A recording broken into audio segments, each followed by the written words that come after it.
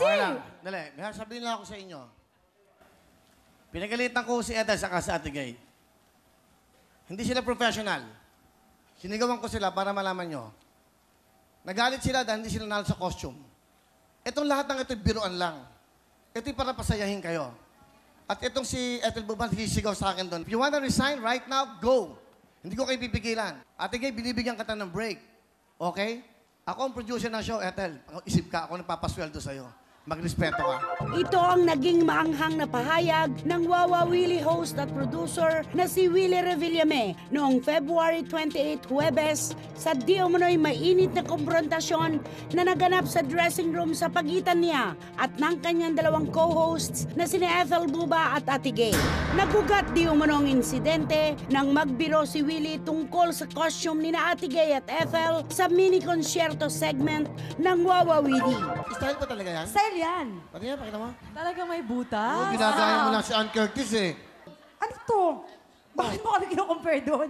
Eh bakit mo? Ba't kasi... Hindi to ano. We're talking about talent, not sing it. Come on. Ngayong gabi, ang isa sa dalawang taong sangkot sa iskandalong pinag-uusapan ng buong bayan ngayon. Handa nang basagin ang kanyang katahimikan. Ate Gay sa kanyang pinakamatapang na pagharap. Eksklusibo! Ano na nangyari? Kumusta? Ano ba talaga?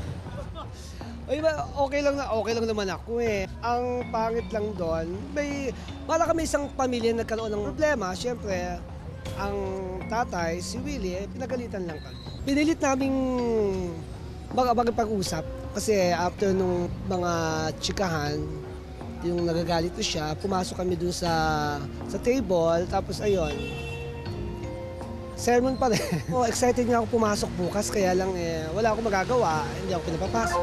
Pero ang di umano'y naganap na kumprontasyon sa pagitan ni na Ate Gay, Ethel Buba at Willie ay ayaw nang idetalye pa ng komedyante. Sinikuha niyo ba si Kuya Will? Hindi. Sigawan daw kayo sa backstage, kaya yun ang isa sa mga Ako, ginagawa ni Kuya Will. kung anong nirespeto ko lahat ng sinasabi niya, pag sinabi kong hindi, ang pangit naman para sa kanya. Pag sinabi kong oo, di ba? Parang ang pangit naman para sa amin. Kilala ako ng mga kaibigan ko, lalo na ikaw. Hindi ako ganun tao. Pero sa gitna ng gusot na ito, higit na nangingibabaw ang respeto at pagmamahal ni Ate Gay kay Willie at sa kanilang programa. Natural lang magdamdam ako, pero hanggang dun lang, hindi naman ako... Andun ang respeto kay Willie. Mabait siya. Ako, lagi ko sinasabi sa TV, umiiyak pa nga ako. Dahil ramdam ko na mabait siya. Gusto ko lang sabihin, mahal na mahal ko ang Wawa Willie. Na-experience ko dito ang matulog ng gabi at gumising ng nakangiting araw para sa normal na buhay. Para sa normal na nagtatrabaho. Si Kuya Willie, minahal ko siya because of Wawa Willie dahil ang pagtulong naman sinusuklian din namin, kaya tulungan lang. Sa huli, hangad pa rin ang komedyante na muling makatapak sa programa at magbigay ng walang patid ng ngiti at saya. Umaasa ako, lalo pat ginawang ko ng paraan kami ni Errol pumunta doon, kaya lang wag muna kasi siyempre fresh pa yung init ng ulo. Lahat po ng sumusuporta ng Wawa Willie, patuloy niyo pong suportahan dahil ang dami namang natutulungan ng Wawa Willie. Doon sa mini-concerto noong Huwebes ng hapon, ng maganap ito, Huwebes ng tanghali, talagang mas karapat dapat na manalo si Ana Feliciano dahil kinaroon niya talaga pinagsunugan ng kilay yung kanyang performance. Na dapat ay maintindihan dahil noong namang sinundang araw ay si Ethel naman ang nanalo. Ako nakausap ko ng personal si Willie talaga. Ang kinasyak niya, yung pagsigaw sa kanya ni Ethel na para bang hindi man lang siya nirespeto bilang main host, bilang producer, at bilang mas nauna at may napatunayan na sa kanya. Niliglig pa siya eh. Akala niya kasi... Nung nangyari yun ay, sa backstage. may mga taong nakarinig. Marami. Hinawakan siya sa kamay dahil sabi ni Willie, akala daw niya nagbibiro. Ano ba, Ethel? Nagbibiro ka ba? Hindi naman competition to. Bakit ba ako ginaganon, ha? Ba't ba ako ginaganon? Sabi raw, kita mo nagagalit na sa kanya. Yung ganon. Si Ate Gay naman, parang ni-name drop lang siya ni Ethel na, kita mo si Ate Gay, ang ganda-ganda ng costume, pinatalo mo. Parang ganon. And knowing Ethel, hindi pa sapat yung pagbigkas ko ng kung paano niyang binitiwan yung salita kay Willie. Yun lang yon. So hindi talaga nagbibiro? Kasi baka Hindi. akala ng mga tao, baka isipin nila, gano'n naman talaga si Ethel, Oo. makuda. Ganyan. Parang hindi yung gano'n, nag-o-okrayan Oo, sila. nag-o-okrayan Parang sila. gano'n. Kaya parang na, si Willie na, bakit ganito? Akala ko ba pagpapasaya ng mga taong hangarin? Nung pala meron siyang mga ganyang, di ba, direct? Nagre-react ba siya dahil natalo siya? O nagre-react siya Direct, dahil sa totoo. Ann Curtis comment? Hindi direct. Una natalo sila ni Ana. Parang ina-expect niya. Noong namang tanghaling yun, talaga si Ate Gay na nagsabog na ng candy, kinanta ang May mamang pailaw pa yung, sorbetero. may pailaw pa yung gown niya. Sinturado naman talaga si Ate Gay. Ako naman nakapanood. Si Ethel naman, 1,000 beses na niyang kinantay luha ng ages. May bago pa ba doon? Samantalang si J-Lo. J-Lola nga di ba? J-Lola. Sabi ni Willie, J-Lola. At bago silang dalawa, si Ava muna siguro ang mananalo. Magaling yung Ava. Di ba?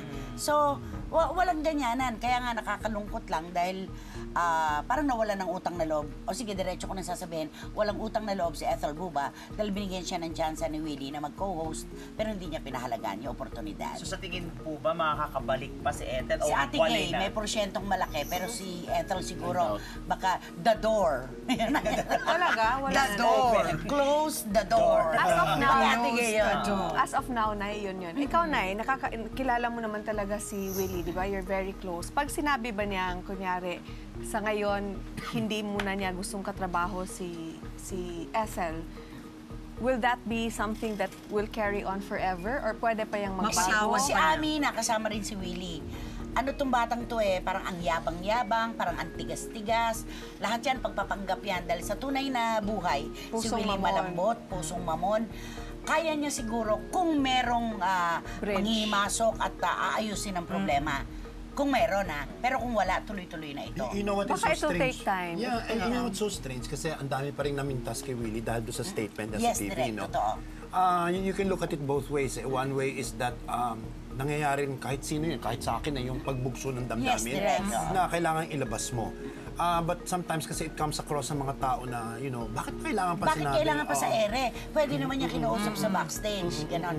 Pero yun nga, sabi mo nga direct, kapag siguro nangyari din sa ibang tao, yung pack, ganon. Kaya sabi nila, i-practice daw natin yung art of pause. Di ba? Pagka nagagalit ka, pause. Pagka ikaw'y umiibig, pause. I like Hindi ba, that. hindi ba, Chrissy? I guess one learning din dito, hindi ba? I mean, if really wanted to really help, no, which I really think he helped, Ethel, sometimes you help the wrong people. Hindi ba? Ay nako, direct. Sinabi ko na sa kanya yan.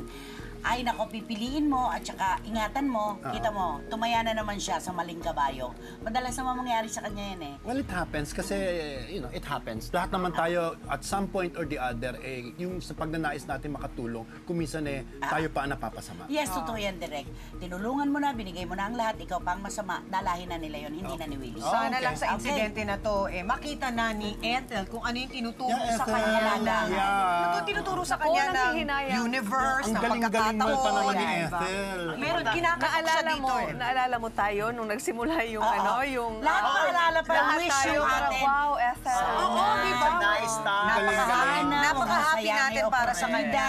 Di ba? Puro sana tayo. Ayun, nauwi sa sanga. Ayan Okay, na. mga kapatid, ang bilis naman ito. Oo, correct. Tapos na Kalahating oras agad-agad. naman po agad na nagdaan. At kung bitin pa rin po kayo, wag na wag po niyong kalilimutan ang ating kwentuhan sa gabi mula Lunes hanggang Biyernes po yan. Dito lamang po sa Ang Latest! Maraming salamat po. Siyempre, Lloyd Arceo, Maya Jones, di ba, Nay? Jim Paxero, Dance! Secretary Thank you, Joel, Bench! Wait, Secretary shoes, Joel. salamat. Secretary Joel, Well,